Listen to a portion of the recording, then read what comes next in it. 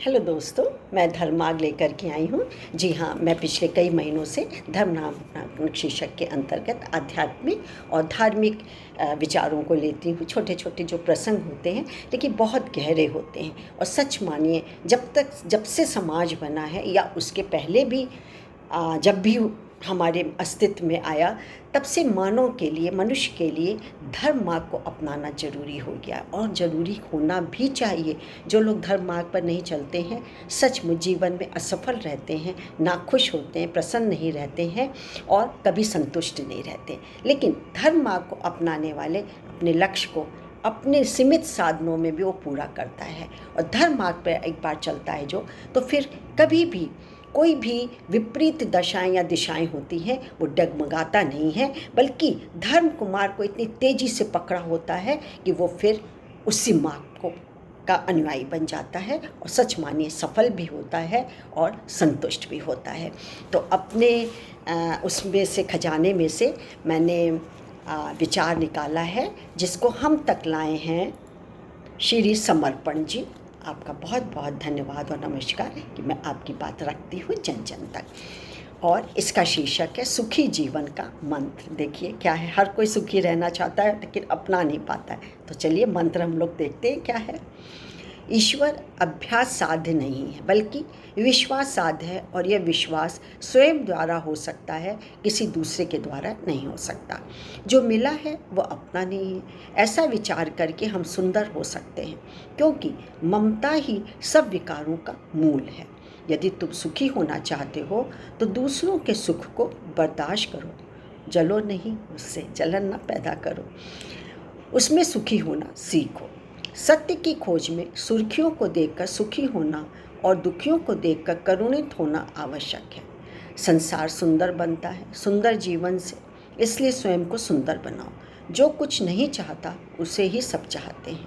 जो दूसरों के काम आते हैं वे सुंदर बन जाते हैं, और जिनको ईश्वरवादी होना है वे यह सोचें कि हम ईश्वर के क्या काम आ सकते हैं, न कि ईश्वर हमारे लिए क्या काम आ सकता है।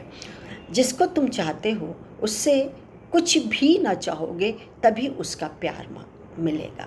प्रभु इतने दयालु हैं कि वे सदा इस बात के लिए तरसते हैं कि कोई उन्हें कहे कि केवल आप मेरे हैं, मुझे और कुछ भी नहीं चाहिए। ईश्वर का सबसे निकटवर्ती स्थान अपना अंतःकरण समझना चाहिए।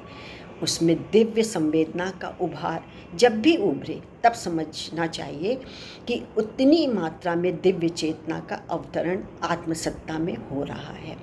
चेतना में जो उत्कृष्ट आदर्शवादिता के उभार हैं, उन्हीं से मनुष्य को परम ब्रह्म की अनुभूति हो सकती है। सांसारिक प्रत्येक संबंध के साथ संयोग वियोग जुड़ा है। दिन के साथ रात, सुख के साथ दुख, लाभ के साथ हानि, मान के साथ अपमान जुड़ा है। हाँ, कोई विषय जिसके साथ कुछ भी नहीं जुड़ा है वह है आनंद। अतः क्षणिक सुख को छोड़कर आनंद को प्राप्त करो। जिस क्षण आपको किसी भी साधन से आनंद प्राप्त होता है, उसी क्षण आप परमात्म सत्ता के समीप होते हैं। सर्वश्रेष्ठ त्याग है सात्विक त्याग है। किसी भी कारणवश कर्म से विमुख होना कर्म त्याग नहीं कहलाता। कर्म को कर्तव्य समझकर किया जाना चाहिए एवं इस कर्म से प्राप्त होने वाले फल के प्रति आसक्ति का त्याग ही सात्विक त्याग है। चिंतन, चरित्र एवं व्यवहार में उत्कृष्टता का अभिवर्धन अंतःकरण में भाव संवेदनाएं जगाने से ही संभव है। अध्यात्म का उद्देश्य तत्व विज्ञान की विवेचना करना मात्र नहीं है, बल्कि जीवन के परिष्कार का व्यवहारिक मार्गदर्शन करना भी है। तो एक बार पुनः समर्पण जी, आपका बहुत बहुत धन्यवाद कि आपने बहुत गहरा विषय लिया है और बहुत अच्छा लगा है, गहरे तक उतर आया है और हर व्यक्ति को इसको अपनाना चाहिए। आज के लिए इतना ही। मेरा आपको नमस्कार। मैं doctor Manju Jain, retired associate professor pharmacy Saint degree college Kanpur, फिर एक नए आध्यात्मिक और धार्मिक विषय को लेकर के उपस्थित होंगी। तब तक आज्ञा दीजिए। Thank you.